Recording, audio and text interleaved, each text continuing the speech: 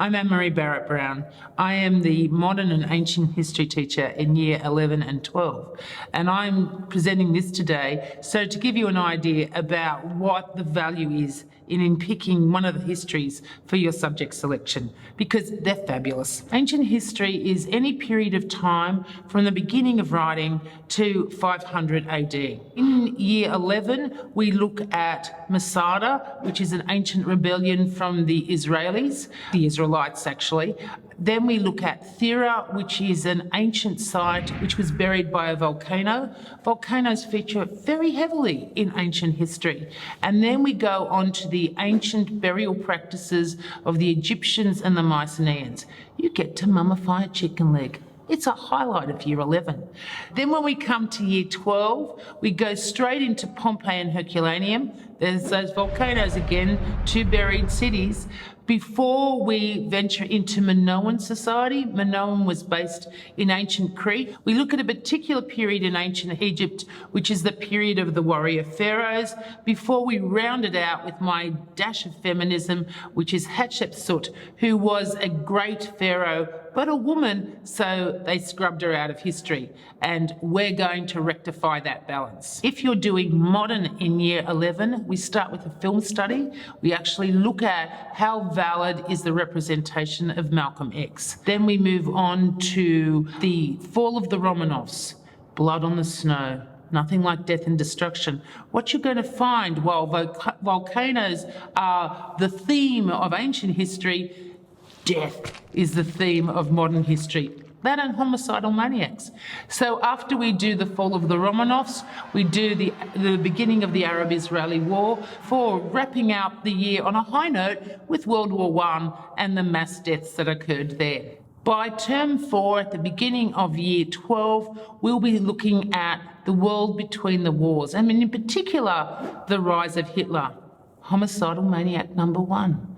After that, Russia, homicidal maniac number 2. Let me introduce you to Stalin before we get to the Indochina War, which you probably touched on in year 10 beforehand, but we get to look at Pol Pot, who, though he didn't kill as many people as either Hitler or Stalin, he did it much more efficiently. But we do end up on a high note. We look at the American Civil Rights Movement, and if you look at what's happening in the world at the moment, that becomes really pertinent, and it's very timely when we examine that particular event. I love the two histories. I think they're fantastic, but I'm going to ask Mahmoud and Dania to give their opinion, and I've already marked their work, so they're not going to get any cheap marks out of doing this. So everything they say is from the heart. So Mahmoud, if I asked you why did you choose ancient history, what would you say? So the reason why I chose ancient history to begin with was I'm very good at writing, and I felt like that'd really benefit me, as I'm not really doing any other subjects besides writing subjects. I don't do any sciences, I do one maths. So to me, it was more of a strategic maneuver. Dania's done both ancient and modern, so she's got the benefit of both. Are you happy with your choice of doing both modern and ancient? What would you say? I was pretty hesitant in the beginning because I did think that it would be a lot of overload of content. But as time went by, history is really interesting, and you get very different perspectives from ancient and from modern. So I don't regret my decision at all. So in particular, what subjects are you finding that, say, modern history has helped you with? There's a lot of contextual links between modern history and Year 12 Advanced English. So a lot of what we do directly crosses over, and even with SOR, we have a lot of links there too. If I was going to say what kind of approach or what kind of effort you have to put into your subject, what are you going to say? I wish I could say you don't have to put in effort, but you do. Ancient is an intensive subject. However, it's not hard. Like I said, just make sure that you have the content and you put down the correct amount of information and you back it up with archaeological evidence. You'll be fine, and you can still get the high bands, so no issue. What skills have you picked up from either modern or ancient? It's a lot of intensive research. There's a lot of references that you have to bring up, which I'm pretty sure will be really good for uni. There's also, you learn a lot of interesting things, and I think, especially with subjects such as history, they're passion driven, and so if you pick up that passion and that love for learning, you can definitely bring that over to anything in life.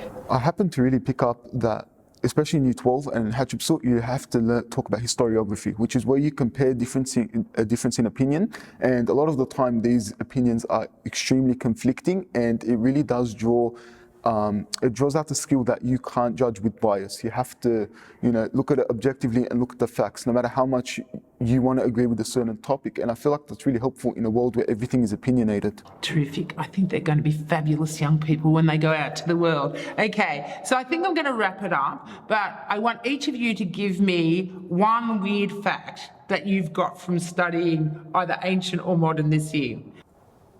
The ancient Pompeians had a toilet in their kitchen. I think it's the fact that Hitler really wanted to present himself as God, and he was so caught up on it. He really talked himself up a lot. He really did talk himself up a lot, and he didn't like Christianity because he thought the world is no place for the weak. So, yeah, that's that. I'm really glad that they're the messages you've taken from my subject as you go into the world. And look, if you come to and do histories, I love it.